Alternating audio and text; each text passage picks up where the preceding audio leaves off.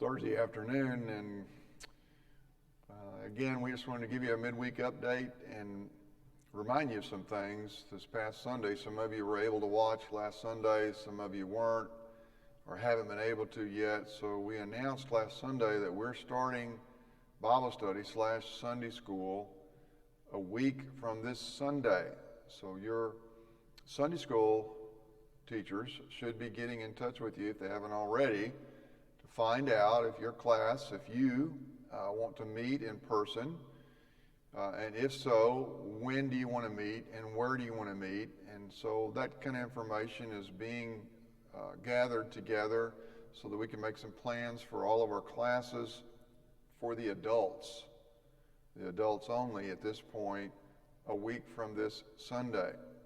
We're hoping to give this opportunity for everybody to have an opportunity to have a Bible study, to be able to have some dialogue, ask questions, interact some, and yet keep social distancing. It's much more easier to manage a small Sunday school group than it is a large number of people in a very small space. So 20 people, 25 people, 15 people, 10 people, a lot easier to manage that. So we thought we'd just wade our big toe in the water, if you will, to help us navigate this getting back together.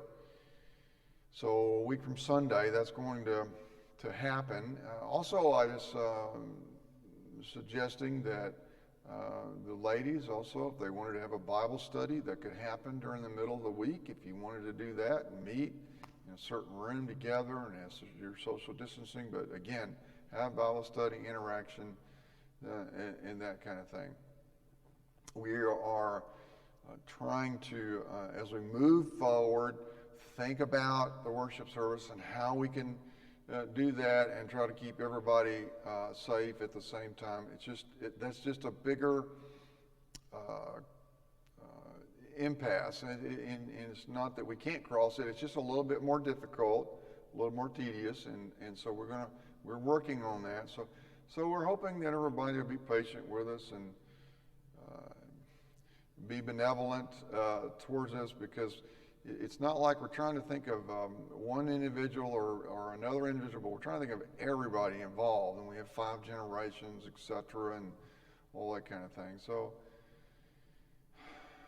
we're working through it, and as everybody is, in the church world, at least for that matter.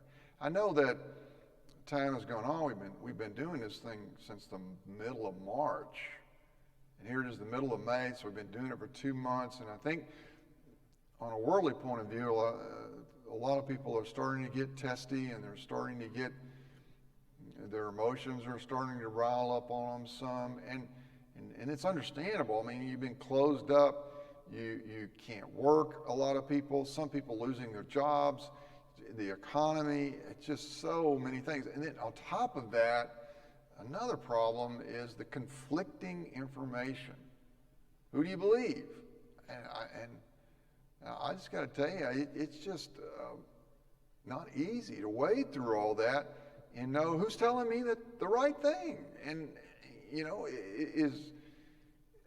all of this, it's difficult. And so I'm just trying to say I appreciate the frustration that people have in trying to garner all this information and knowing what to do to go forward.